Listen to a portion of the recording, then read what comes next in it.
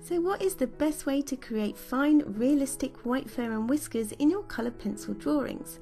Hi folks, in today's video I'm going to go through the pros and cons of several methods you can use and reveal which ones I chose to complete this coloured pencil portrait of a cat. Now there are many options when it comes to rendering realistic or natural looking white whiskers, hair or fur in your coloured pencil drawings, but is there one method that stands out above the rest? Well, what I've learned is that, as with many things, one size doesn't always fit all. Sometimes it's not as simple as picking one method that will work in every coloured pencil drawing that you do.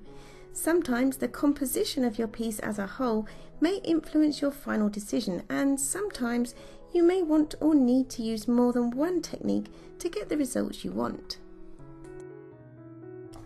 In my cat portrait today, I'm going to demonstrate several different techniques for drawing whiskers to explain in more detail what I mean. That said, if you do have a method that you use each and every time and it works and you're happy with it, then stick with it. I'm just exploring the options because it's what I needed to do for my own learning and thought I'd share my findings for those of you out there who aren't so sure or who are curious about my thought processes. Feel free as well to comment in the box below if I've left anything out, as it's another useful way of sharing knowledge and expertise, and might be of benefit not just to me, but to anyone else who might stumble across this video. So before I start any drawing or painting, I study my reference picture, swatch out the colours I want to use, and draw out an accurate outline sketch. This is important if you're aiming for a realistic portrait. At this point, I also like to consider what effects I want to achieve in my drawing and what methods I could use to achieve them.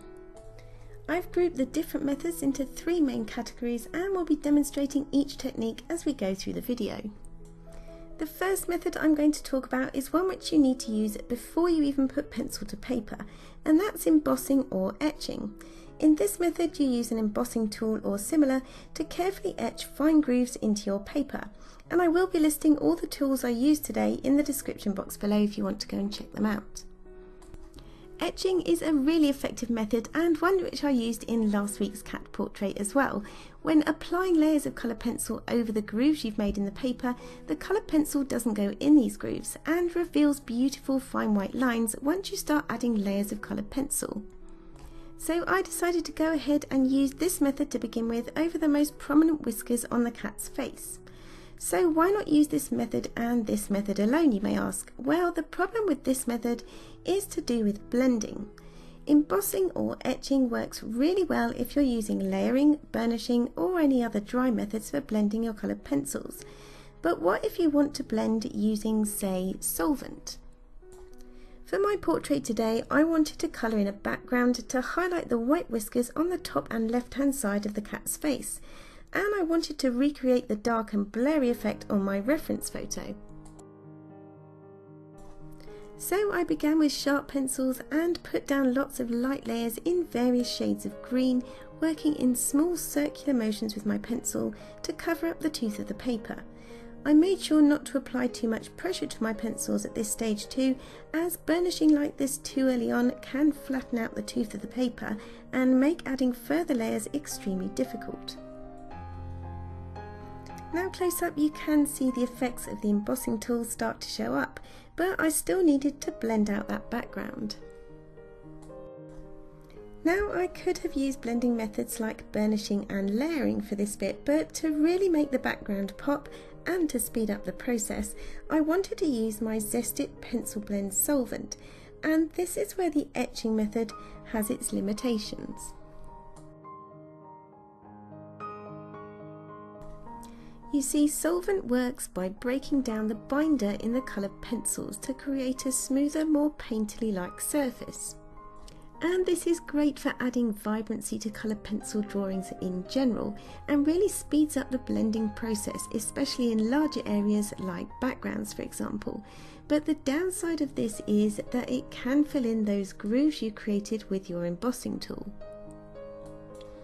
Now that's not to say you couldn't try painting carefully around your whiskers using this method with the solvent, but it did get me thinking about other techniques I could use that would be as effective without being as fiddly, while still allowing me to use the solvent. So on my separate chart, I tested out laying down Caran luminance wax blender, a clear artist wax and a white wax coloured pencil prior to adding my green coloured pencil and solvent on top. My thinking was that they may resist the effect of the solvent, but neither of those methods gave me the fine, crisp detail or consistent enough results that I wanted for the cat's whiskers. So if embossing or laying down wax or wax pencil underneath my colour pencil wasn't going to work with solvent, I was going to have to try something else. But before I talk about the other two techniques I tried, I'm going to mention a bit about the rest of the cat drawing. With the background filled in, it was time to turn my attentions to drawing the wooden post the cat's lying on and the cat itself. For the wooden post, as before with the background and starting off with the area in shadow first, I worked from the lightest colours, gradually building in layers to the darker colours, using the side of my pencil so as not to press too hard. With each layer I started to put in more and more of the detail and patterns into the wood, adding a variety of brown shades as well as some light yellow ochre and light green.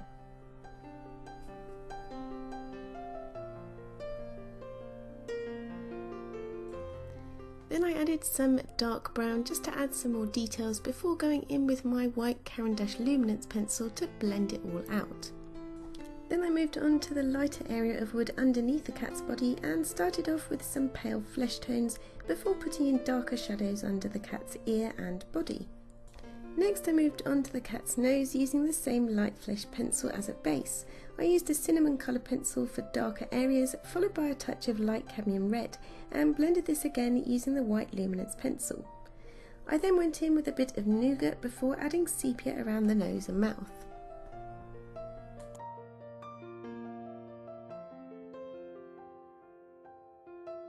Then finally it was time to tackle the fur, and being that this cat was upside down, it was particularly important to check back with my reference photo at the stage to check the direction of the fur and make sure I was doing it right.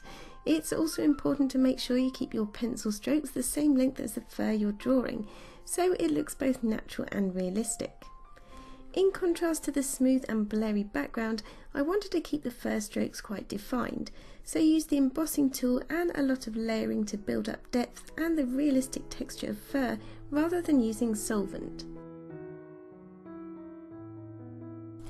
Now, one of the things I did notice with this cat portrait was that despite the cat having predominantly white fur, there was a whole range of colours within it, so I was careful to pay close attention to the different colours within both the lightest and darkest areas of this white fur in order to render it accurately. Working on the right hand side of the face first, I use a combination of cream, flesh and warm greys as a base, as this was the area where there was most light. For darker fur tones, I added small amounts of dark sepia with a very sharp pencil to add depth and contrast. Moving on to the cat's body now, and on the reference photo this area was really light, so I started off with a very light hand, just mapping out some of the shapes in the fur using a light yellow ochre pencil. Mapping out the main shadow areas first can really help to make filling in the rest of the details a lot easier. With that done, I then started to work in light layers of flesh, warm grey and cinnamon before adding in brown ochre to give a nice range of values. And at this stage I started to think about other methods for getting clean fine whiskers, as even though I was working on a very bright area of fur, there were still bright white whiskers visible. Now, being that I wasn't going to use solvent on this area, I could just have stuck with using the etching technique, but I was interested to see what other methods are available and how effective and easy they are compared to etching. So the next method I tried was to try lifting off our colour pencil with a fine eraser.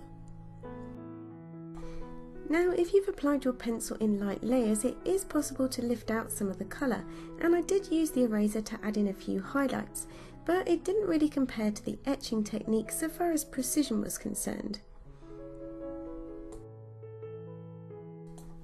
So next I tried a craft knife, and I've seen lots of colour pencil artists use these types of tools with some amazing results. In theory, you use light strokes to gently scrape away some of the colour pencil to leave fine whiskery lines, but in practice, well, It takes practice, as I almost dug up my paper, but it can be really effective, so don't rule it out. The last method I could think of for removing colour pencil was to use tape, and again I've seen this work really well for lifting out small details on animals' noses and so on, but you have to be careful your tape isn't too sticky, as it can remove the surrounding area as well. So I didn't actually use this method on my final piece today. So far I've tried 2 of the 3 techniques I have for creating whiskers in your colour pencil drawings. I've tried laying pencil or wax down under the colour pencil, as well as etching out grooves with an embossing tool, and I've tried lifting or removing colour pencil from the paper using a craft knife, tape and an eraser. But what about the third technique? Well, the third technique is to lay down a product over the coloured pencil piece once it's complete. So I'm going to show you 4 different products that I tested out for this. First though, I need to get my drawing finished. For the left hand side of the cat's face, where the area was in more shadow, I built up darker layers of pencil using both grey and brown tones. I worked using slightly longer pencil strokes here as the fur was longer, and was careful to follow the direction the fur was growing in. With that darker fur in place, I then worked my way back across the top of the cat's head, layering in much the same way, but trying to stay aware of the subtle changes in tone here as I move into the lighter fur area above the ear. Finally, I went over the whole of the cat's face, adding in any last details and making some minor adjustments to the overall hues by adding light glazes of colour pencil to more closely match up with my reference photo. For areas that I felt needed more shadow on the right side, I added some warmer yellow and pink tones, whilst on the left side I glazed over greys, blues and even a very light layer of the May green pencil I'd used in the background. Often you'll find that an object, in this case our cat, will have colours reflected in it from its surroundings, so even though it may seem odd, it does actually work and kind of pulls the piece together. Lastly, I tried to neaten up some of the fine fur around the cat's ear using a sharp sepia pencil, and then it was time to add those whiskers. I mentioned that I was going to try out 4 products for this technique, and they are a white gel pen, white gouache, 2 white colour pencils, and finally Dr. P.H. Martin's Bleed Proof White. There is another product by Brush and Pencil, which is their Touch Up Texture and Titanium White Powder, which you mix together and paint over your drawing to create archival highlights. But I don't actually have this, so if you've tried it, do let me know in the comments if it's worth investing in and if it works as well as I've heard. For my test swatches, I found the Uni-ball Signo white gel pen worked okay, but did tend to struggle a bit with delivering constantly fine ink flow over my oil-based colour pencil. The white gouache, on the other hand, is a product which I've used a lot in the past and works really well if applied with a very fine brush almost straight out of the tube. The white colour pencils, on the other hand, didn't really work well enough to use for whiskers, as they were neither opaque enough or fine enough to be a true contender for my drawing today. So last on my list is the Dr. P.H. Martin's Bleed Proof White, which is a very opaque watercolour. You apply this with a paintbrush in the same way you would the gouache, and in my opinion it did lay down even better than the gouache, so it was this that I finally decided to use for my cat's whiskers. The Bleed Proof White laid down really easily on top of the coloured pencil, and being super white and opaque really stood out on my dark green background. The only downside to using this product that I can see is that it doesn't say it's archival, and so probably isn't. This is something that you may need to consider if you sell your original artwork. I think this method, along with the etching method, are probably my favourite out of the lot, but that's just my opinion and what worked for my cat drawing today. I was pretty happy with how this piece turned out though, and I did have fun testing out all the different methods. Let me know in the comments box what your favourite technique for drawing whiskers is, and I'd love to know if you have any other methods I didn't test out today.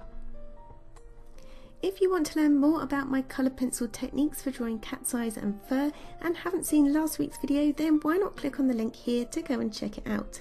And if you've seen that one, I've also got lots more videos where I draw and paint animals in a variety of different media with step-by-step tutorials. Thank you so much for watching today, have a great week and I'll see you all in the next video. Bye!